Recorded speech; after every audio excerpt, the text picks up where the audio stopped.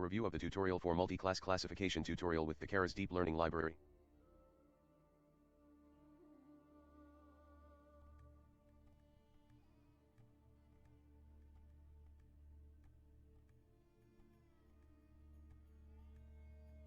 Okay, for the next section, which is problem description. This dataset is well studied and makes a good problem for practicing on neural networks because all 4 input variables are numeric and have the same scale in centimeters.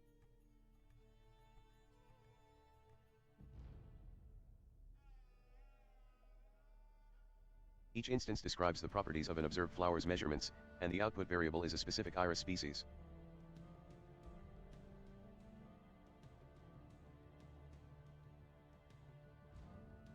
This is a multi-class classification problem, meaning that there are more than 2 classes to be predicted. In fact, there are 3 flower species. This is an important problem for practicing with neural networks because the 3 class values require specialized handling. Iris flowers dataset, iris.csv. Next section is import classes and functions. You can begin by importing all the classes and functions you will need in this tutorial.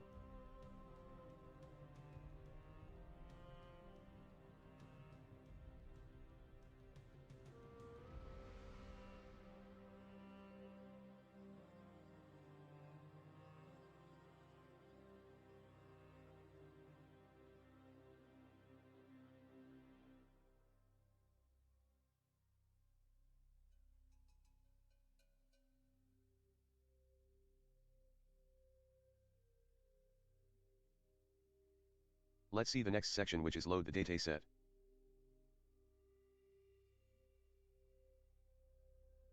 The dataset can be loaded directly. Because the output variable contains strings, it is easiest to load the data using pandas. You can then split the attributes, columns, into input variables, x, and output variables, y.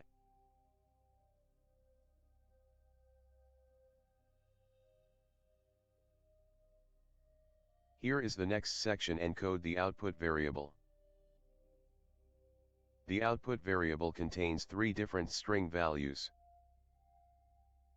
When modeling multi-class classification problems using neural networks, it is good practice to reshape the output attribute from a vector that contains values for each class value to a matrix with a boolean for each class value and whether a given instance has that class value or not.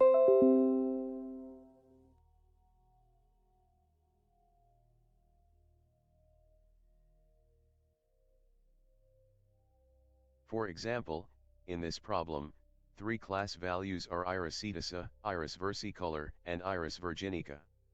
If you had the observations, you can turn this into a one-hot encoded binary matrix for each data instance that would look like this. You can first encode the strings consistently to integers using the scikit-learn class label encoder. Then convert the vector of integers to a one-hot encoding using the keras function to underscore categorical.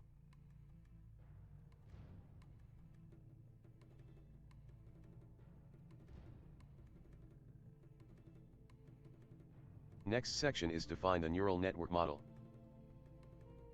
The Keras library provides wrapper classes to allow you to use neural network models developed with Keras in scikit-learn. There is a Keras classifier class in Keras that can be used as an estimator in scikit-learn, the base type of model in the library. The Keras classifier takes the name of a function as an argument. This function must return the constructed neural network model, ready for training. Below is a function that will create a baseline neural network for the iris classification problem. It creates a simple, fully connected network with one hidden layer that contains 8 neurons. The hidden layer uses a rectifier activation function, which is a good practice. Because you used a one-hot encoding for your iris dataset, the output layer must create 3 output values, 1 for each class. The output value with the largest value will be taken as the class predicted by the model. The network topology of this simple one-layer neural network can be summarized as follows.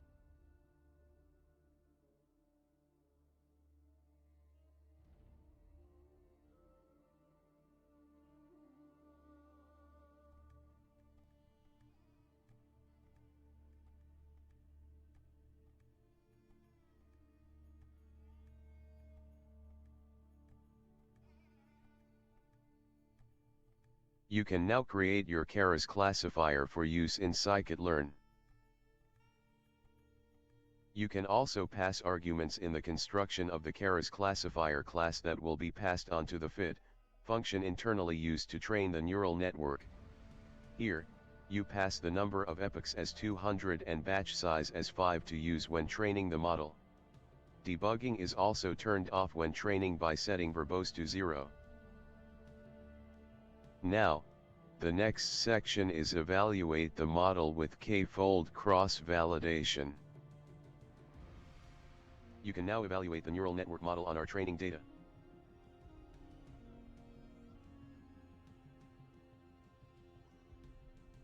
The scikit-learn has excellent capability to evaluate models using a suite of techniques. The gold standard for evaluating machine learning models is k-fold cross-validation. First, define the model evaluation procedure. Here, you set the number of folds to 10, an excellent default, and shuffle the data before partitioning it. Now, you can evaluate your model, estimator, on your dataset, x and dummy_y, using a 10-fold cross-validation procedure, k-fold.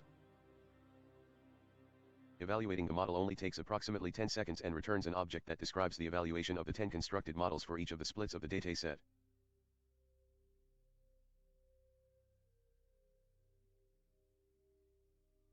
Now, the next section is complete example. You can tie all of this together into a single program that you can save and run as a script.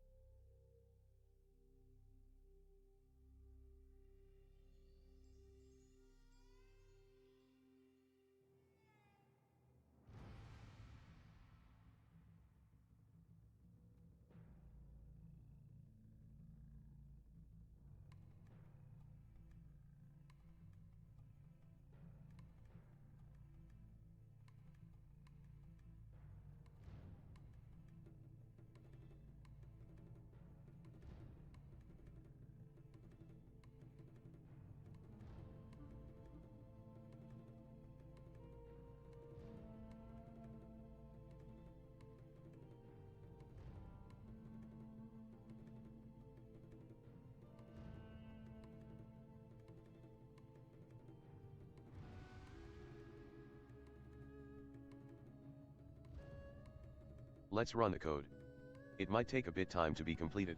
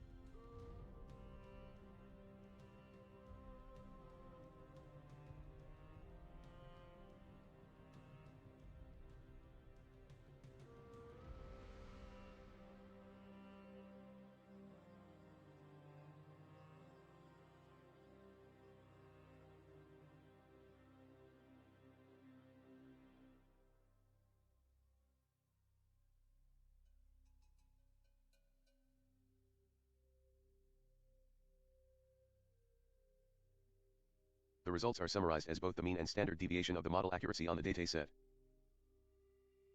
This is a reasonable estimation of the performance of the model on unseen data. It is also within the realm of known top results for this problem.